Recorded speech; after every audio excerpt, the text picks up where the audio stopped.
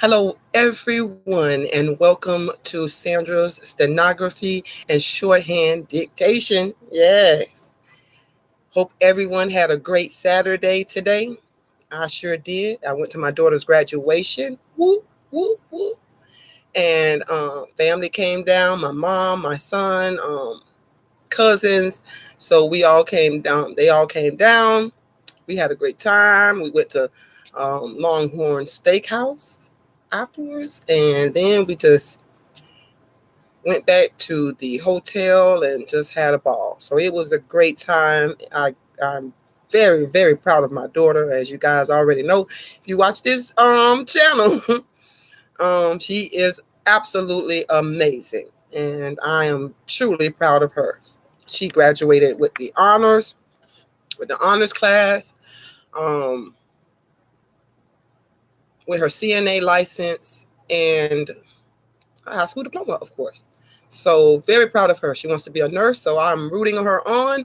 And if you guys want to help me root her on, trust me, she will be thrilled. She don't even know I talk about her on this channel, but I do. I do. So love you, Kel. If you ever watch this video, mommy is proud of you. You're awesome. Now I know you guys did not come here to watch me talk about my affairs in my life, but someone already gave me a like, so I appreciate that. I'm just proud of this kid. Give me 1 second here.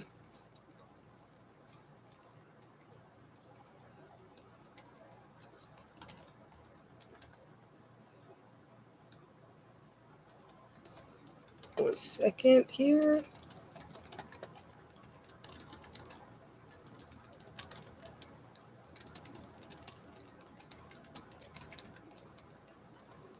All right, got this going over here. I don't know if you guys can comment on anything. I hope I got my chat on.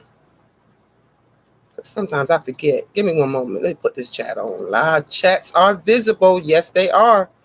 So I see I already got one person here with me, but I am not going to hold you up any longer because I know you guys. I've seen a lot of people like this video. I did part 1 and part 2.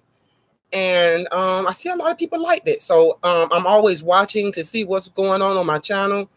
Always trying to make things better, of course. I'm even going back over old videos to make sure that they are up to par. And I watch my views. I watch to see what you guys watch.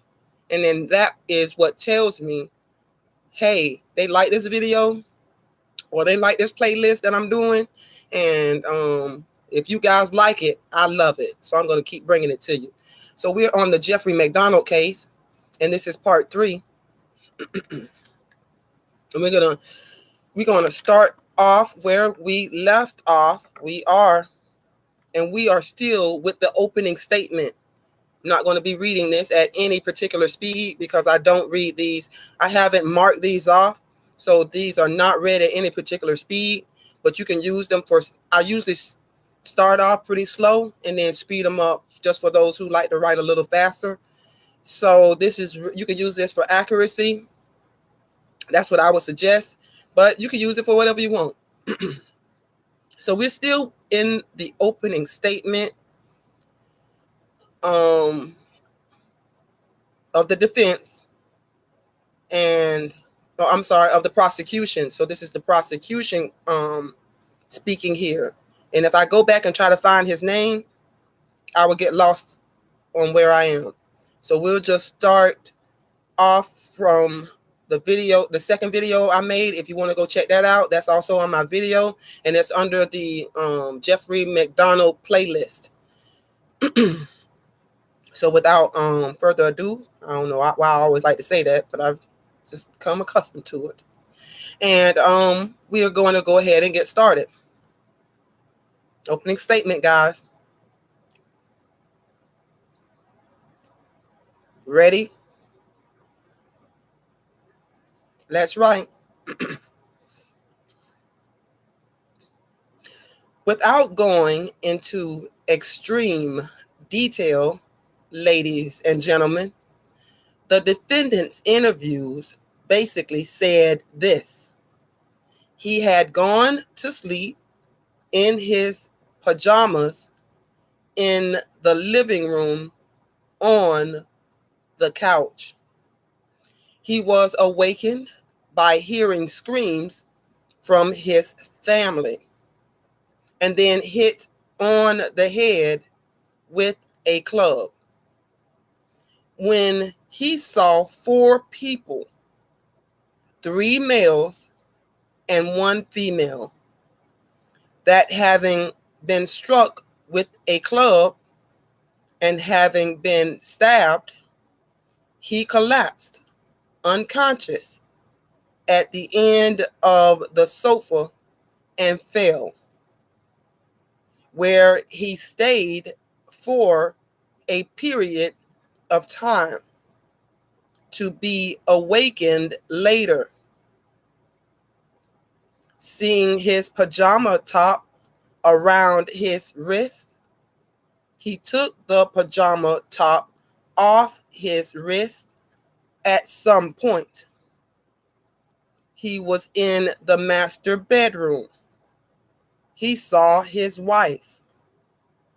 He placed the pajama top on her chest, checked his kids, attempted to give them mouth-to-mouth resuscitation, saw bubbles in their chests, checked them again, checked his wife to see if she was alive or dead, and finally called for help. During that week, the week of the 17th, the Mcdonald apartment was sealed and examined for evidence. People from Fort Gordon, Georgia, came to examine it, look at it, take fingerprints, check for blood, check for anything that could find, check for anything they could find that would point to who did these terrible things. With respect to the fingerprints, there are in the Mcdonald a number of fingerprints that have been identified. Some have not. The evidence for the government will show that due to Kimberly and Kristen having been obtained, having been embalmed a short period after they were autopsied, the fingerprint records of Kimberly and Kristen were never obtained, and their prints have never been eliminated. A bare foot in blood existing in Kirsten's room was found. I am not going to go in at this point to what the significance of that is, or what I mean by all that, but simply to alert you to the fact that that is coming and ask you to please pay close attention to it. You will see, with respect to blood, ladies and gentlemen, there are 4 types of blood in the ABO International blood group. There is A, there is B, there is AB, and there is O. In the Mcdonald family, each member had a separate blood type. Colette had type A. Jeffrey has type B. Kimberly had type AB, and Christian had type O. Without going into, at this point, of all the blood evidence, I am going to simply tell you there is a lot of it, and you should pay close attention to where it is, and equally important, where it is not. You remember the struggle in the living room, except, ladies and gentlemen, for a couple of places on a magazine, and another place there is no blood found in the living room. With respect to other physical evidence, you remember the pajama top of which I spoke, that the defendant told investigators it was either torn or ripped over his head. He did not recall which. A number of threads and yarns are found in that house.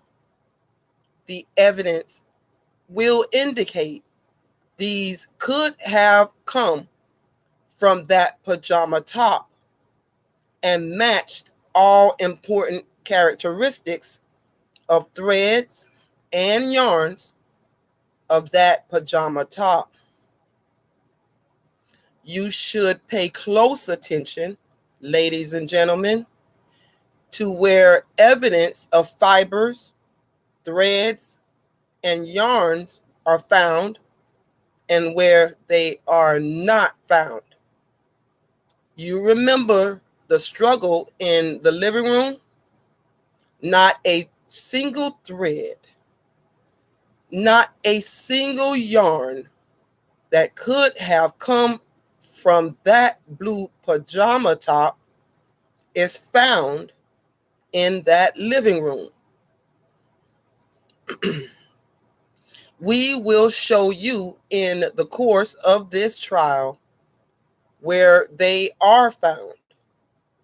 We will show you in the course of this trial where blood is found and whose blood type I should say it was.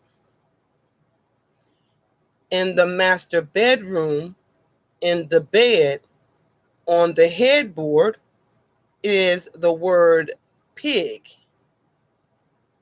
quote, P-I-G, close quote, written over the place where Colette slept. It is written in blood. It is written in type A blood, the same type as that of Colette.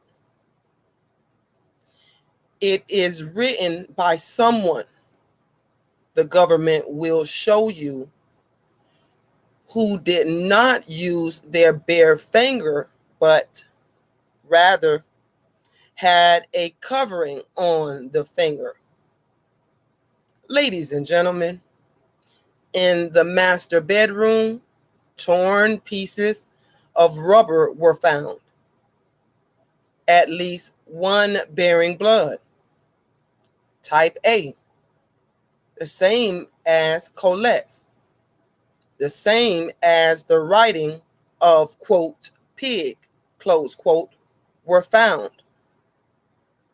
By analysis, it has been determined, and we will show you, ladies and gentlemen, that those torn pieces of glove match in the primary trace elements to surgical rubber gloves that were kept inside the Mcdonald apartment and were found by investigators under a kitchen sink. We will have, ladies and gentlemen, an expert witness who will subsequently testify in the course of his trial as to what we call contact prints or fabric impressions. You know that if you put your finger in something and put it down on a sheet of paper, it makes an impression. I'm not going to, at this point, go into that evidence here, except to alert you to the fact that it is coming. There will be substantial testimony concerning contact prints and fabric impressions and what they would mean in this particular case. You remember the pajama top? It was found on Colette's chest with a lot of type A blood in it. As to be expected, it was on her chest. It was torn. It was ripped. It was V-neck. Ladies and gentlemen, we will show you that type A blood, the same type as that of Colette, got on the blue pajama top before it was torn. It was found on Colette's chest. There are numerous puncture holes in that pajama top. We are going to show you, ladies and gentlemen, that those holes in that pajama top, most of the holes in that pajama top, all but a couple, got on that pajama top or in that pajama top when it was in a stationary, not a moving position. Finally, you remember that I told you that the autopsy of Colette revealed a number of puncture holes that could have been made with an ice pick. We are going to show you, ladies and gentlemen, in our evidence that by placing the pajama top in the proportionate way that it was found on Colette, with the right sleeve turned inside out, that although there were more than 21, numerous holes, puncture holes, that could have been made with an ice pick in that pajama top. In that pajama top, we are going to show you, ladies and gentlemen, that when folded, the holes in that pajama top can match the 21 holes in Colette's chest in a stationary position. Ladies and gentlemen, this is a thumbnail brief sketch of much, but certainly not all, of the evidence the government intends to present in its case in chief at this trial. Basically, we believe that the physical evidence points to the fact, unfortunately, that one person, not 2, 3, 4, or more, killed Colette, Kimberly, and Christian, and that person is the defendant. Let me speak a brief moment about what we are not going to do. We are concentrating, ladies and gentlemen, on the physical evidence and on the evidence that was found inside Castle Drive, not outside, although there was some outside. That is where the murders took place. They did not take place all over Fayetteville. They did not take place all over Fort Bragg. They took place inside the Mcdonald apartment. The circumstantial evidence is real. Physical evidence is real. It's truly equally that the defendant, Jeffrey McDonald, was there that night as he is today. It is equally true that physical evidence was there that night. Let me assure you, it is also equally true that things do not lie. This is not a complicated case. It is straightforward. I think we are going to make it easy for you to understand, or we are going to try, that the circumstantial physical evidence in this case points swiftly and unerringly to the fact that one person killed his family. Every purpose that the government has at this trial, every question that we ask, every witness that we examine, every argument that we make is for only one purpose, and that purpose is to bring out the truth. We submit this as charged in the bill of indictment, that the defendant is guilty of count 1. He is guilty of count 2. He is guilty of count 3, of cold-bloodedly murdering his family. It is time, ladies and gentlemen, for that. Thank you. Opening statement, 10:33 a.m. The court. Who will open for the defendant? Mr. Smith. I will, Your Honor. The court. Very well. Mr. Smith. Thank you. May it please the court, ladies and gentlemen of the jury, my name is Wade Smith, as you have learned from the questioning by the court. I am pleased to be involved in this case representing the defendant, Jeffrey McDonald, who is seated on the far side of the counsel table.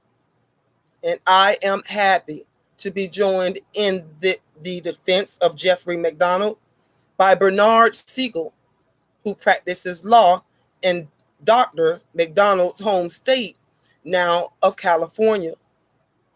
The three of us will be working with you now, serving in our roles on the defense side.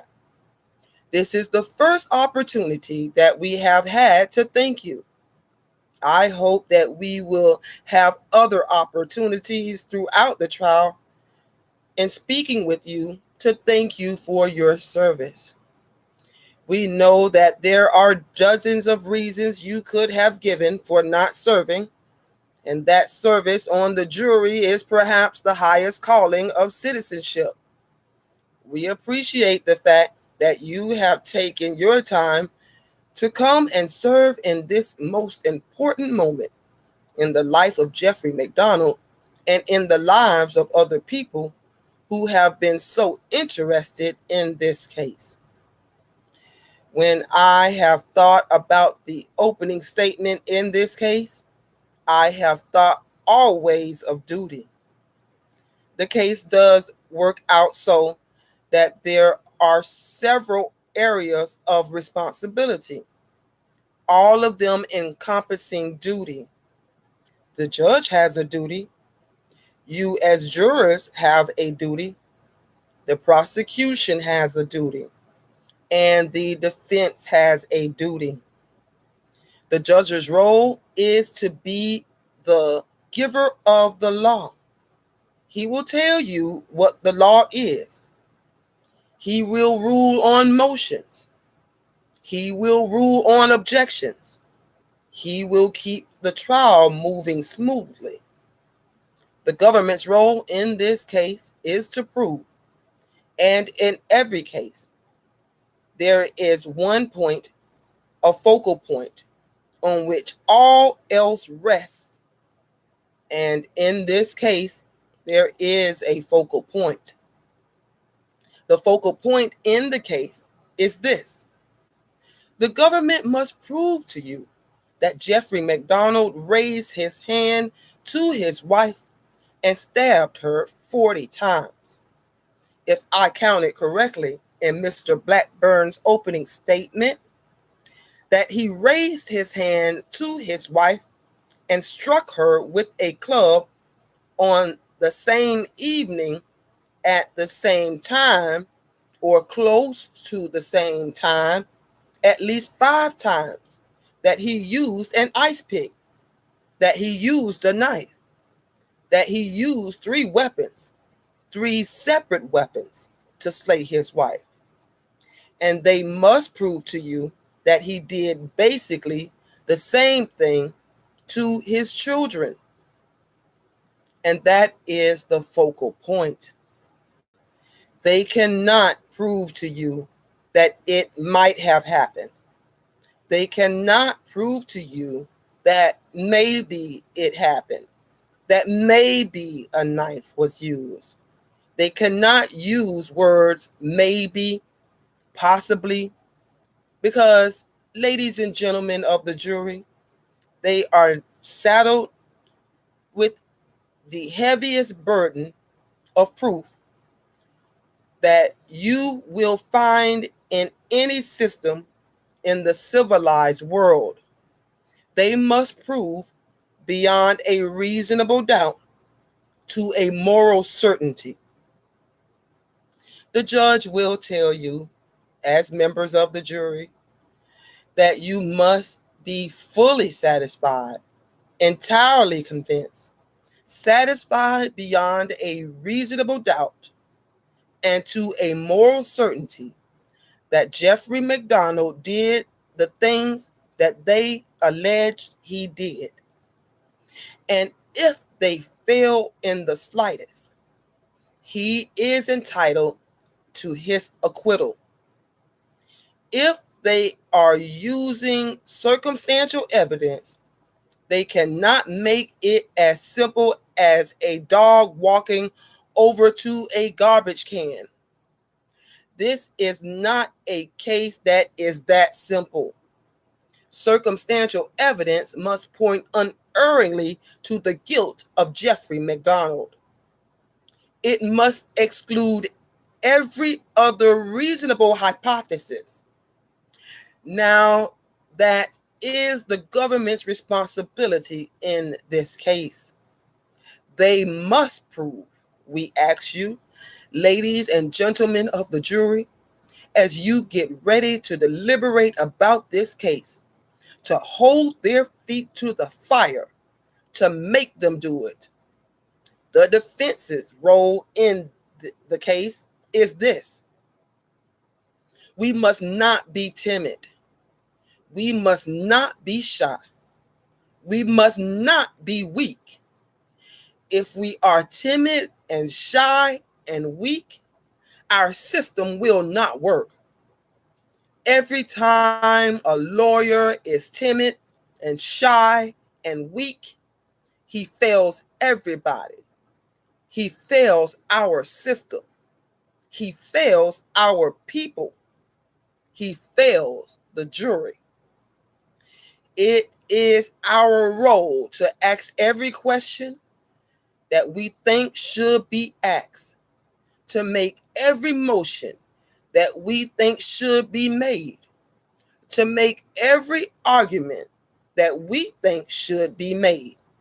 And if it upsets anyone, it will just have to upset them. We are to be concerned about advocating the cause of Jeffrey McDonald, who pleads guilty.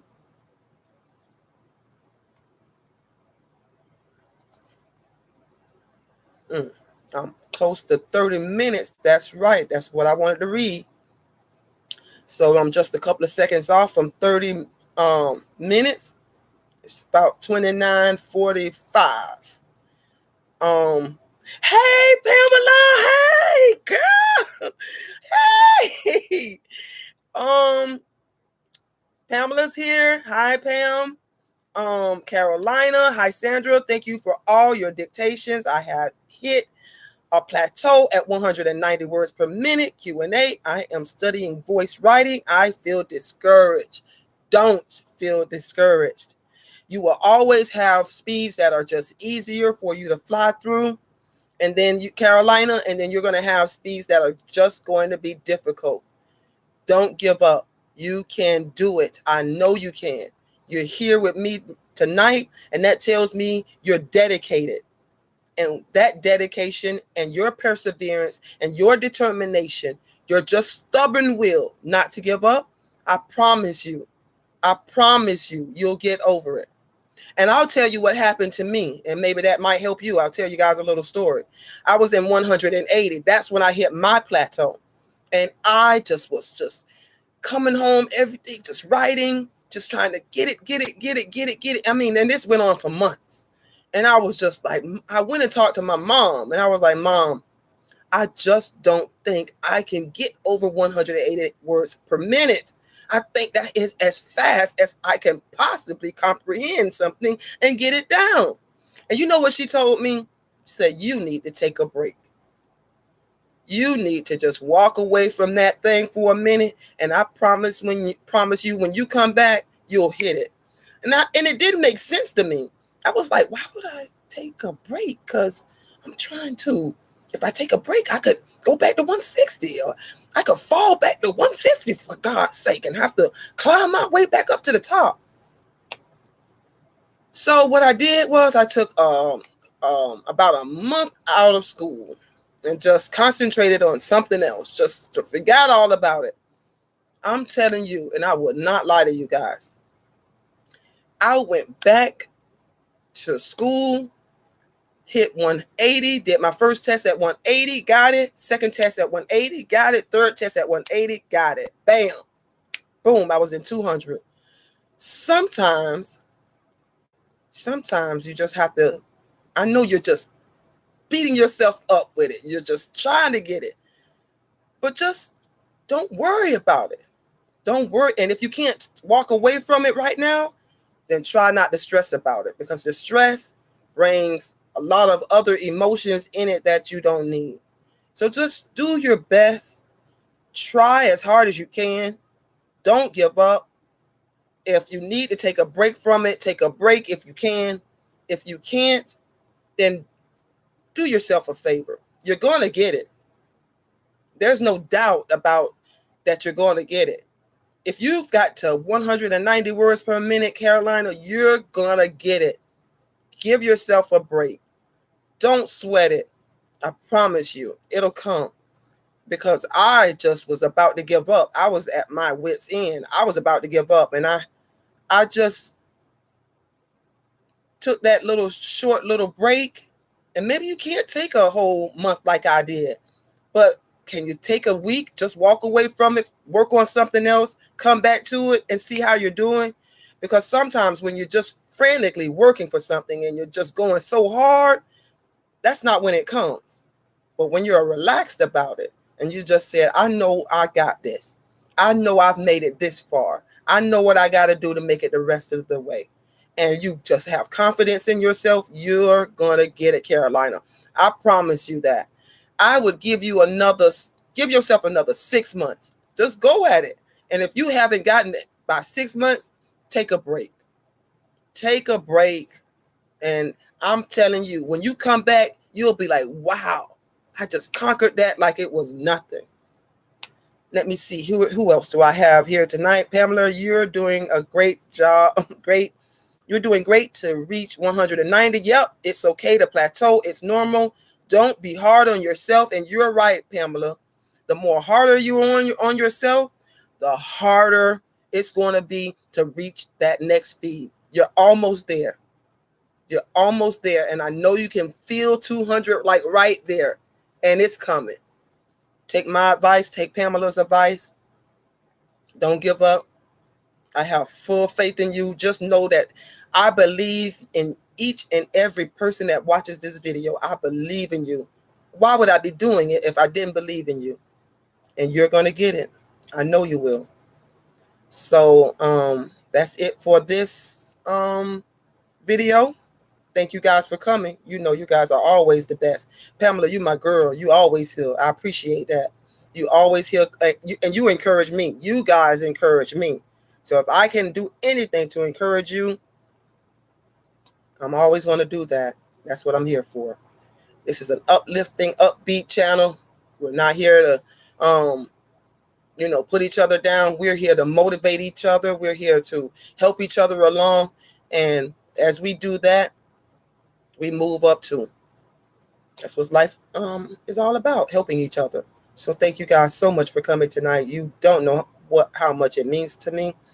Let's see, it's 10:26. I was thinking about doing another video, but I don't know.